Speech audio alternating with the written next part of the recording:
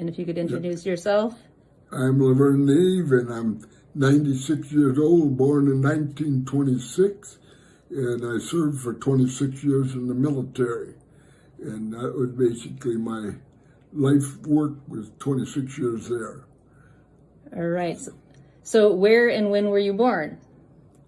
I was born in a little crossroad down south of Janesville in Wisconsin, which is no longer a town. You'll find a sign there that says Magnolia, Wisconsin. But then when I was about 6 years old, my parents moved to the township of Cary, which is located west of Pittsville, Wisconsin. And that is where I grew up and stayed for the next 18 years in schooling, what have you. So who were your parents and what were their occupations? Well, the occupation was, my mother taught grade school or school for roughly 6 years until she got married and started having a family. Then she did not teach any longer. But my father and her, we had a farm and had to develop it from basically organic words, digging the stumps out and making the fields and starting the fields to produce crops. Okay, and what were their names? Their names? Their name? My father's name was Frank, and my mother's name was Inga. And she was teaching school already in the country school at 16 years of age. She only had a couple months until she was 17, so. Who are your siblings and their names and genders? And did any of them serve in the military? Well, I had 5 brothers, so there was 6 of us in the thing. There was I'm the oldest one of them, and my next 2 brothers have passed away. One was Leland, Frank, and Edward. Then there was a Donald, which has passed away now, and a Larry. And then come along my little sister, Caroline, which was born when I was 16 years old. My father said that was the end of it because he couldn't have a baseball team. But then again, my mother being a school teacher at 16, she might have figured out what was happening. What were you doing before you entered the service? Milking cows, working on the farm, and I also worked in the summertime 2 years down in the Moss Marsh at City Point. That's Wisconsin. In which branch of the military did you serve? They drafted me and put me into the Army. And then what year was that? I was drafted in the 21st of July in 1944. And I remained in the military service till November 1970. What happened when you departed for training camp and during your early days of training camp? I spoke to a Marine veteran, and we both don't really know what happened the first few days going into service. All we do know that we were told what to do and do it quick and do as you were told and move there quickly. But we went from Marshfield to Milwaukee, and was sworn in Milwaukee, and I arrived down then at Fort Sheridan, Illinois, which is between Milwaukee and Chicago. It's north of Chicago ways. And after that, we had about 4 days of processing of getting our uniforms and things like that, and then we shipped out for Fort Bliss, Texas, which is by El Paso, long ways from San Antonio on a train. Did you receive any specialized training? If so, what? Well, our basic training, we had 200 men in our battery, and only 3 of them over 18 years old. The rest of us are all 18 and roughly 3 to 4 months that we had just finished high school and was drafted in. My specialized training after basic was bugler training, which a lot of people laugh at, but I had in that driver training, scouting, patrolling, and you worked around the orderly room or the office with the captains and lieutenants and the first sergeant and that. So you had to learn something about radio and telephones and the paperwork that had to be done. So I was exposed to a lot of different things, and I used a lot of that information 26 years later. How did you adapt to military life, including the physical regimen, barracks, food, social life? For most of us coming off the farm and just out of high school, I don't think it had bothered us too much, because the officers that we had, as far as I remember, most of them had been gone just through college or were teachers themselves, and they were drafted into the service also and given commissions, and they had to teach us what to do. So we went from one school to another school, which bore more responsibility. Okay. So where did you serve? Where I served first at El Paso or Fort Bliss, Texas.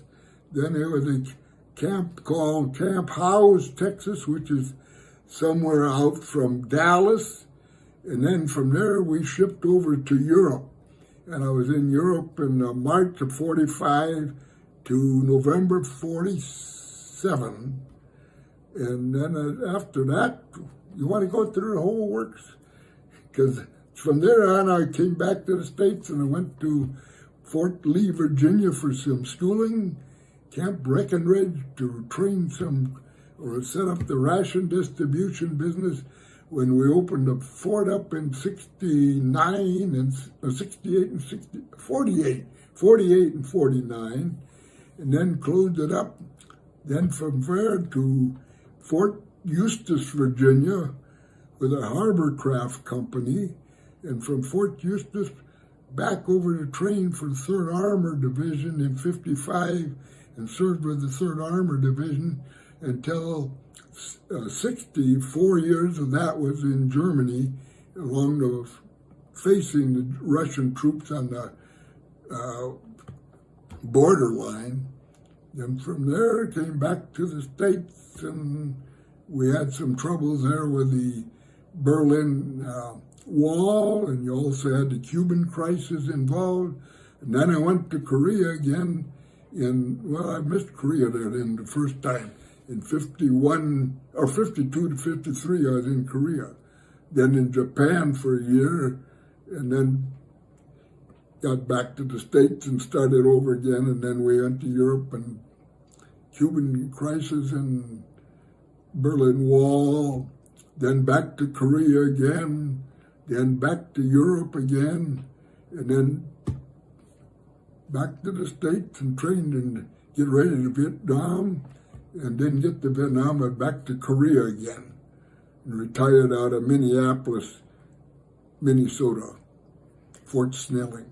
So what are some of your memories serving abroad from your experiences?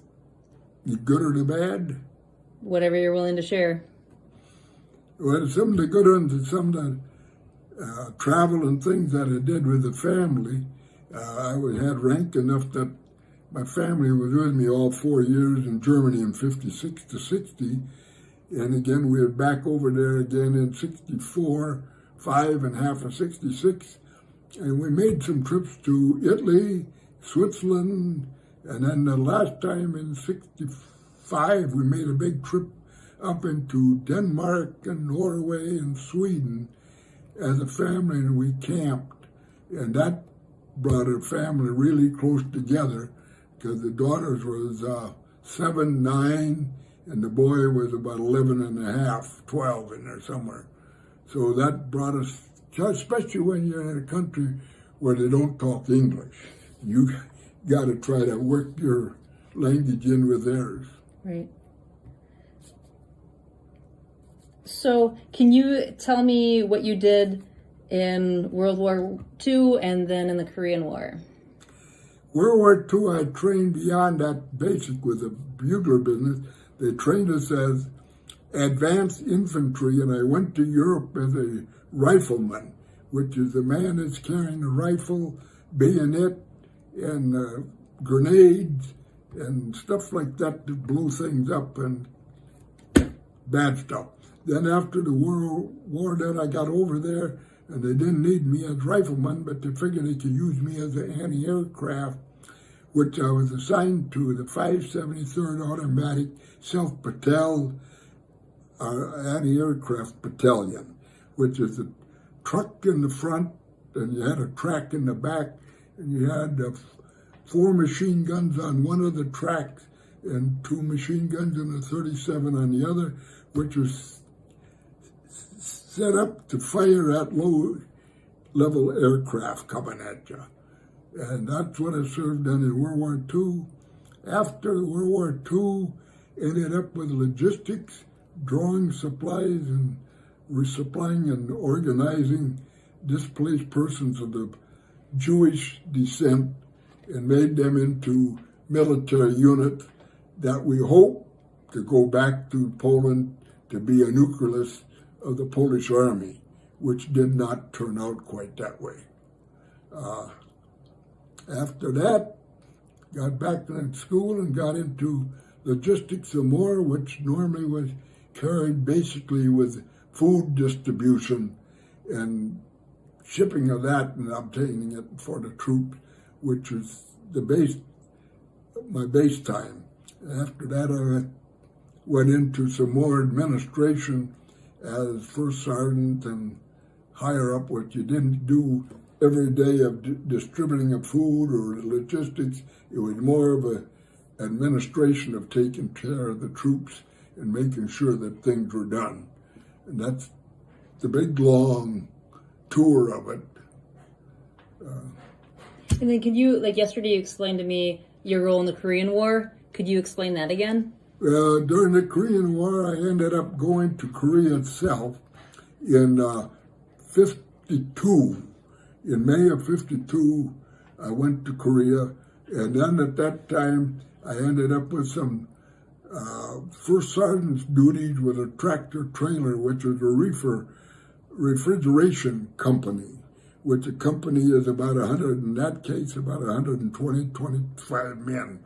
And you had there's so many reefer trailers, tractors and trailers that you had, all the food from the distribution point where the railheads were. That's the end of the rail lines, railhead is. And then from that up to the combat division, up further, closer to the combat area.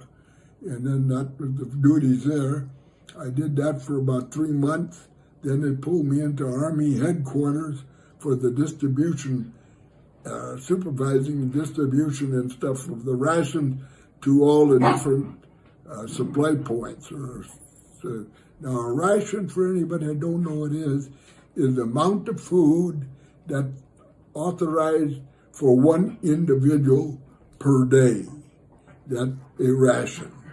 So it got a division of 18,000. Well, then you had to get up 18,000 rations up to feed those men that day.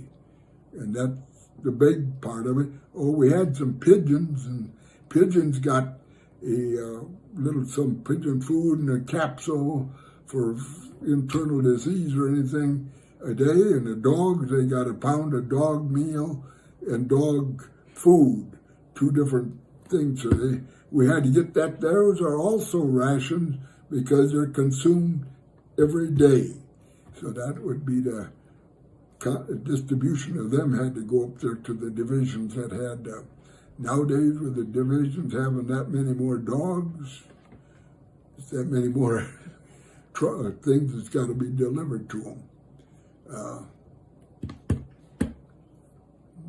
Beyond that, I guess then I come from the tractor trailer to the headquarters, and after, maybe 4 months, I was signed out to duties to supervise the distribution of rations at a supply points, and also into the accountability of some lost credit of rations. A side note that in '63, a Korean found over 2 million rations of sea rations in a ravine that's away from Incheon, which where the invasion took place in September 50.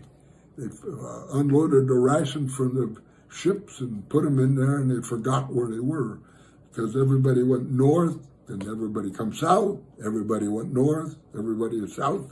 And those people and stuff, they just didn't get up in that valley again. Right. What kinds of friendships and camaraderie did you form while serving, and with whom?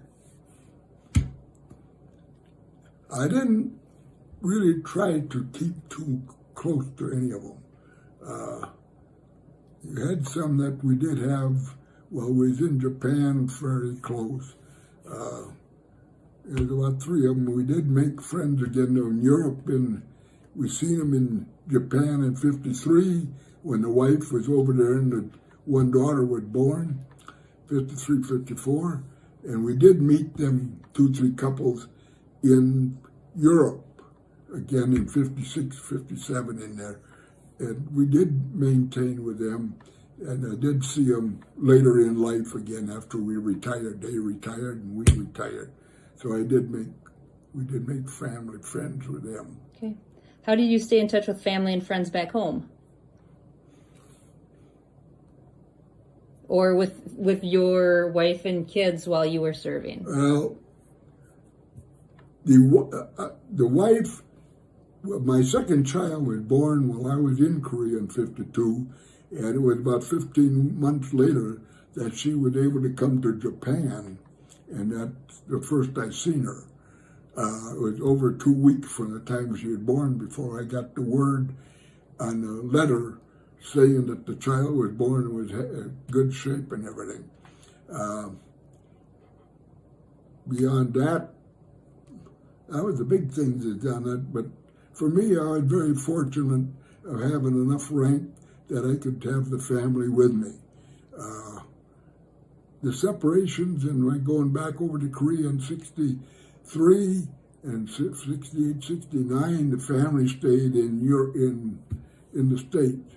In '63, they stayed at Fort Hood, Texas. That was clean. They had to go to the city just outside the fort. And in '68, '69, we'd bought a new home here in Wisconsin. So they moved here, and you have to just put up with it. That's the main thing. What did you do for recreation or when you were off duty? Well, off duty over in Korea, you're never really off duty. We had R&R, which recreation and rehabilitation or something. Relaxation? Recreation. Rest and relaxation? And something like that. That came to Japan in '52. And then we get ready to come back to Korea from there. It got held up because President Eisenhower, he was elected, was coming to Korea, and they wouldn't let us fly back into Korea until after his exit.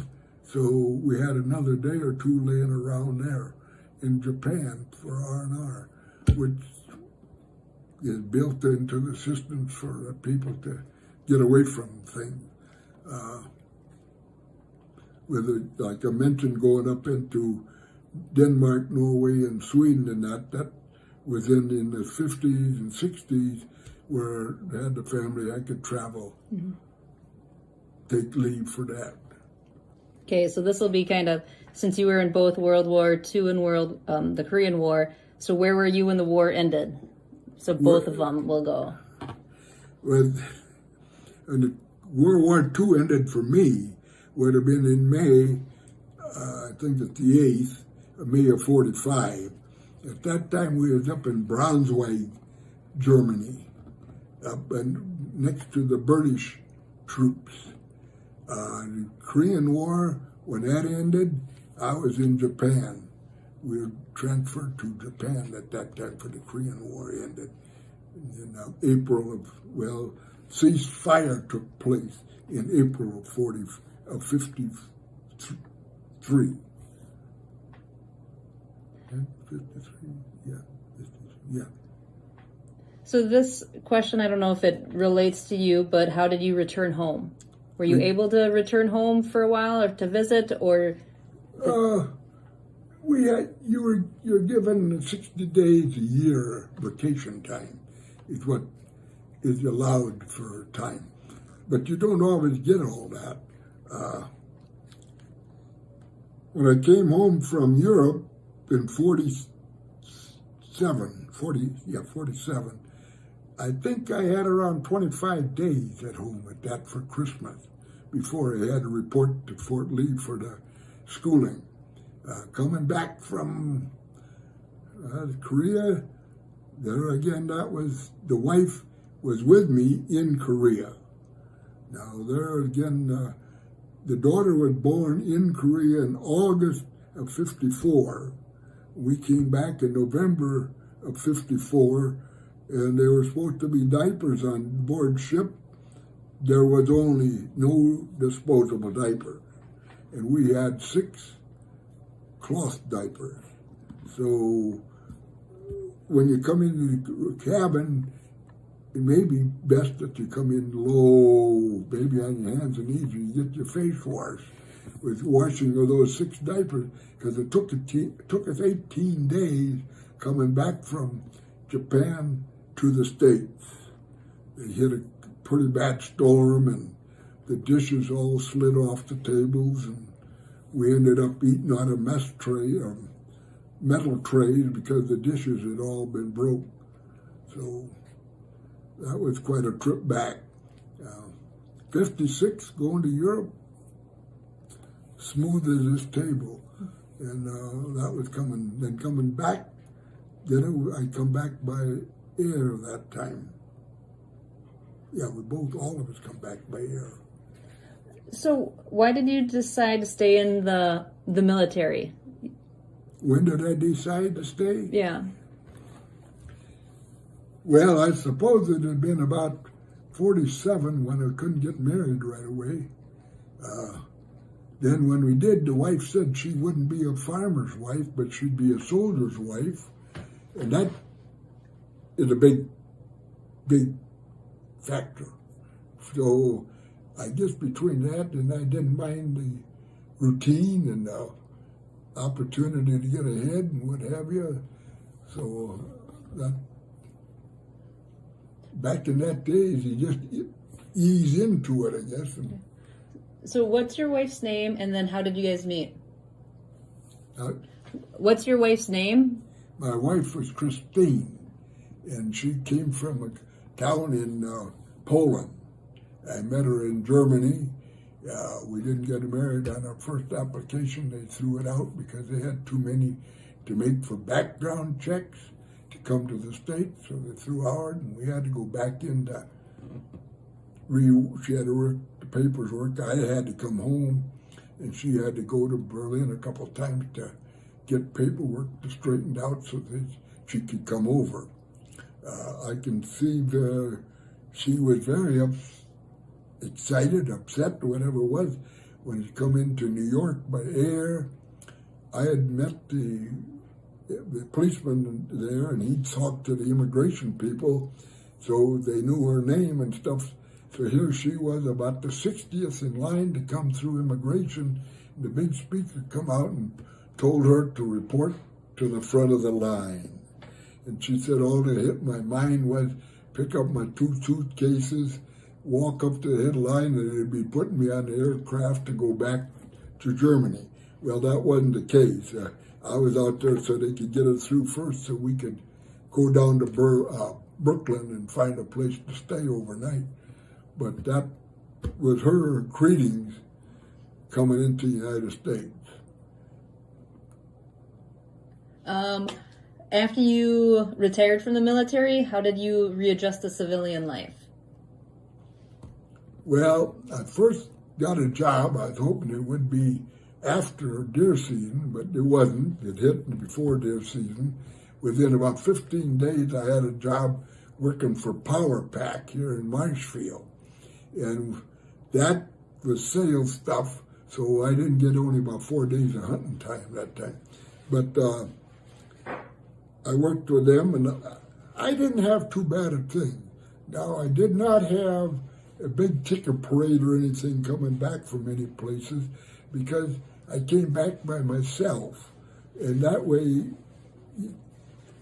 5,000 people scattered out from Relief Center after coming back. You can scatter out in the United States and you never notice. So individually, I did not have those, but I don't think I had too bad a time. I got one job and they sent in to get me foreman's pay on that, and they said, whoa, you just hired him. You can't give him a foreman's pay yet. So that was in civilian life. Here comes the daughter with the two things here. I don't know why you like to have them in your picture here now. The one on over here is the Korean dress, and the other one here is the Japanese girl. So they're both back from 54. 53, 54 is when they come around. So we've had them for quite some time. So I don't know whether that adds a little bit to the stories that are not on them. Yeah. But anyway, that's them. You might have another question then. Are you a member of any veterans organizations, and if so, which ones? Well, I'm a member of 3 of them. I'm a member of Veterans of Foreign Wars, and I'm also a Legion member, American Legion member, and I'm also a disabled American veteran. So, yes, I'm all 3 of them. And I try to be active in them ever since I joined them. All right, so is there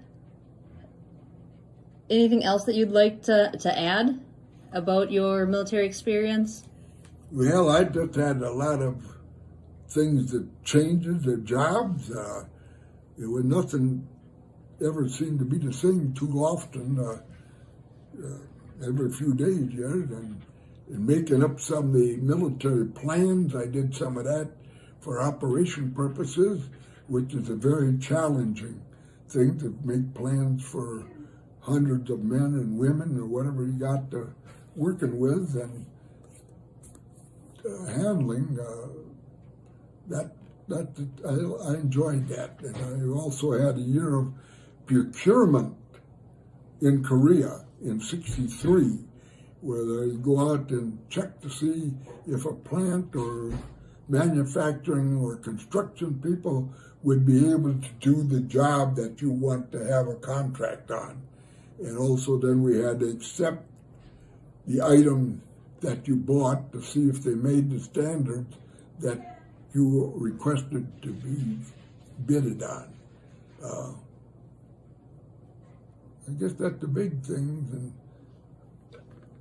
And how did your wartime experience affect your life? how it affected my life? Mm-hmm. Well, that was my life. 26 years of it. It gets you where you're routine and you keep your schedules. Things like that, when you got appointments, you better make them. And if you say you're going to do something, you better do it. That affected that part. You don't try to, yeah. What are some life lessons you learned from the military service? What were some life lessons you learned from your military service? Do as you're told and think ahead and try to keep everybody happy and save lives. How has your military service impacted your feelings about the war and military in general? War is not good, but you should have a military that's going to be able to do what you want them to do, and not to have them short changed where you got to throw people in and sacrifice because you didn't do something beforehand. That happened in the first part of Korea.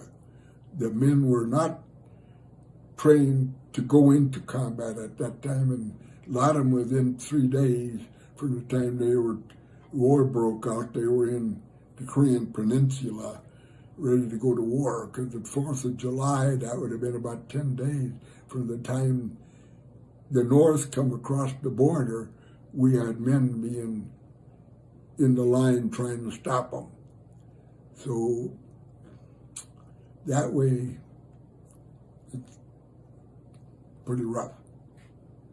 What message would you like to leave for future generations who will view or hear this interview?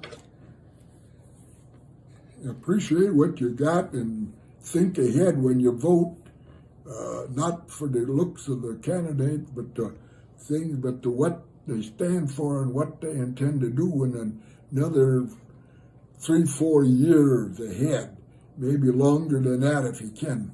But what is promised today will not be happening today. It won't be happening for some time. And that's the big thing, and think about it. Is there anything else you feel like we haven't discussed or you want to add to this interview? Keep smiling. Keep tracking. That's about the right thing. And keep reading and studying. All right. Well, thank you very much for sharing your story with us. Thank you too, ma'am.